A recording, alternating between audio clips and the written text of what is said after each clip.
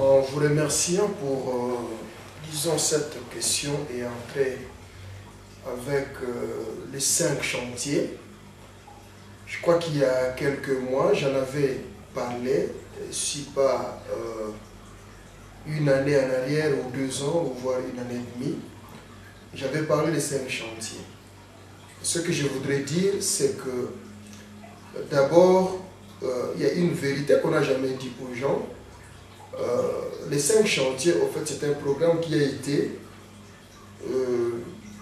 je ne dirais pas imposé, mais qui a été concerté avec le Fonds monétaire international.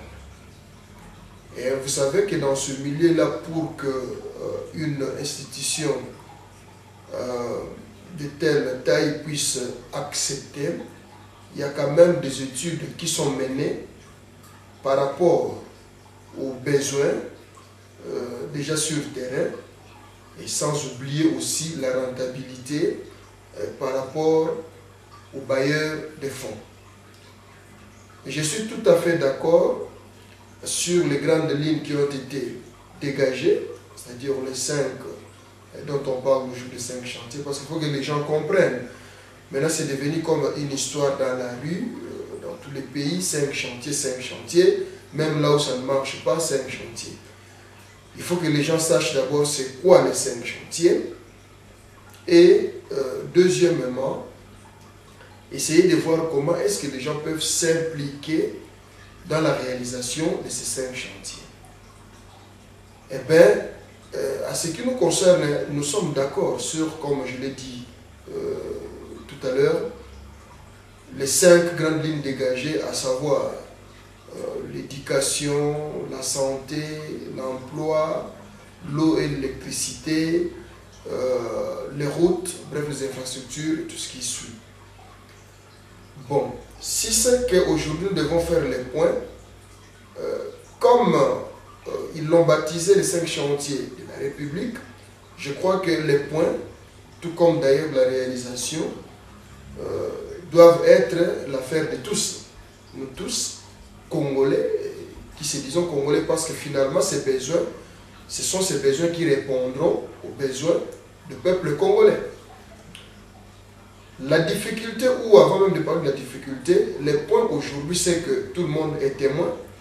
Et je ne vois pas qui dira à qui, ou qui expliquera à qui, sur un sujet quelconque tabou ou qui est resté sombre.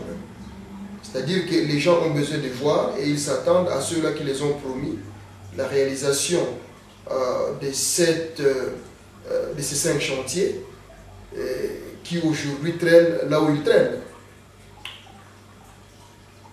Je dis que les 5 chantiers c'est bon, mais les soucis, à mon avis, à mon humble avis, ce n'est pas encore tard, hein, on peut toujours se rattraper. C'est plutôt la programmation sur terrain ou l'ordonnancement des travaux sur terrain.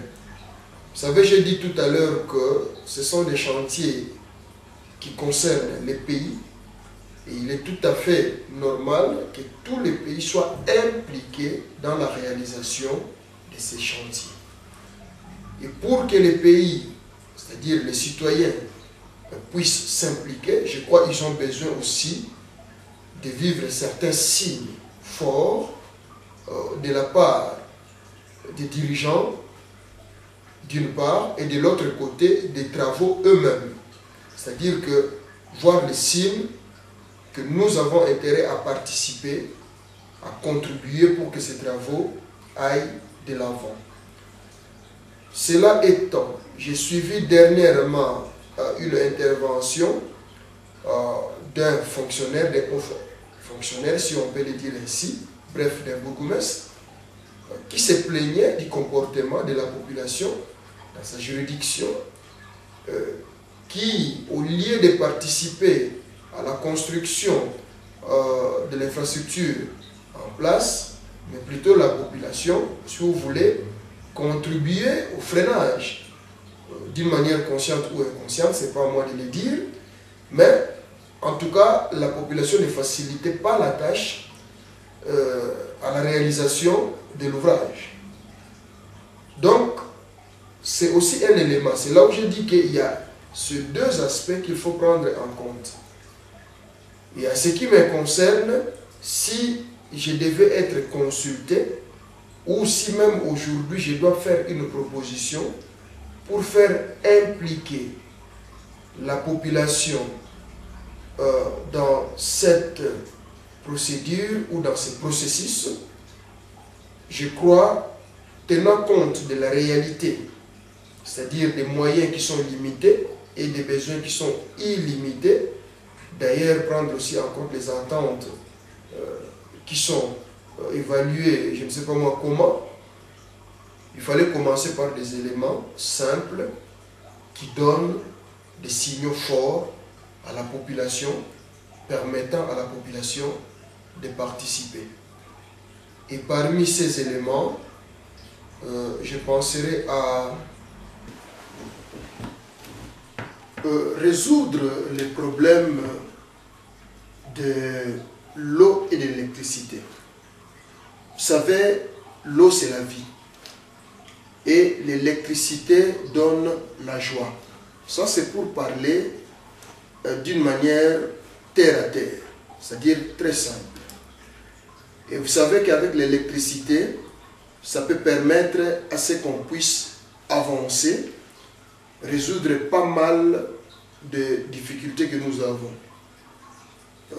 Pour les villes ou pour les milieux urbains, il y a ces problèmes de l'insécurité qui, grâce à l'électricité, on peut avancer. On ne peut pas tout résoudre, mais on peut avancer dans la recherche des solutions. Ça peut résoudre aussi les problèmes de chômage, ça peut résoudre plusieurs problèmes, voire liés même à la santé, et etc. etc.